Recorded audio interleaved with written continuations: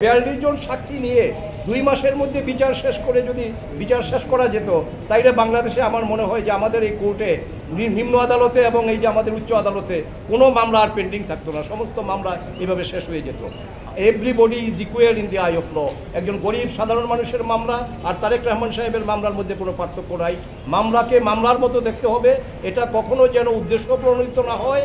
এবং আমরা এটা কোর্টের কাছে বলেছি যে বেগম জোবায়দা রহমানের আপিল আপনার সামনে আছে, উনি আইন মেনে যথাযথভাবে আপিল করেছেন, এই আপিল আপনি শুনতেছেন। আমাদের এখানে নজির আছে, 21শে আগস্টের মামলায় আপনারা জানেন হাইকোর্ট ডিভিশন এবং অন্যান্য গিয়াসউদ্দিন আল মামুন সাহেবের সাথে আরেক মামলা এবং madam Khaleda Zia charitable Zia orphanage ট্রাস্টের মামলায়, সেই মামলায় তারেক রহমান সাহেবের আপিল ছিল না, কিন্তু আমরা মাননীয় প্রধান বিচারপতির ওনার নেতৃত্বে যে বেঞ্চ অ্যাপেলেট ডিভিশনে আমরা সেখানে প্রেয়ার করেছিলাম যে মিলর্ড যদি দেখেন যে এই মামলা প্রমাণ হয় নাই, সেক্ষেত্রে যিনি আপিল করতে পারেননি আপনার এই রায় একুইটার যদি আপনি দয়া করে দেন, এটা যেন ওই নন অ্যাপিলিং অ্যাকিউজডের বেলায় প্রযোজ্য হয়, আপনি সেটা বিবেচনা করবেন। এবং আমাদের সেই প্রার্থনা আমাদের উচ্চ আদালত রেখেছেন। ইতিমধ্যে 3-4টি মামলায় তারেক জিয়া সাহেবকে খালাস দিয়েছেন।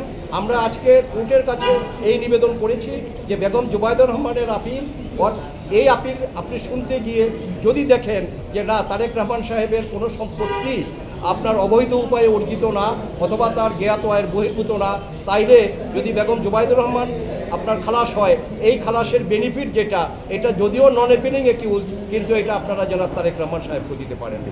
ও ইতিপূর্বে দেওয়ার নজির আছে এবং বলেছে যে সেই নজিরগুলো আমাকে দেন। আমরা আগামীকালকে দাখিল করব এবং ডে আফটার টুমোরো 28 তারিখে এটা রায়ের জন্য আছে। আমরা আশা করি, আমরা কোর্টের কাছে প্রার্থনা করেছি এবং আমরা আশাবাদী যে আমরা ন্যায় বিচার পাবো। বেগম জোবায়দা রহমান এই মামলা থেকে খালাস হবেন এবং ওনার স্বামী বেগম জনাব তারেক রহমান সাহেব তিনিও এই মামলা থেকে খালাস পাবেন, আমরা এটা আশা করি। Forcibly they were ousted from the country.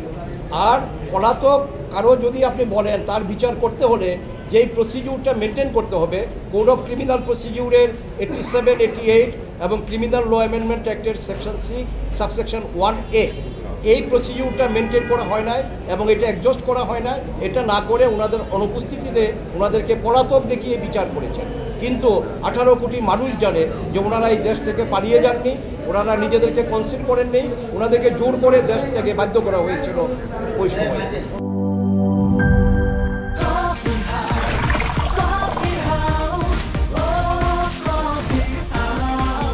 Coffee house, প্রতি চুমুকে আড্ডা জমে।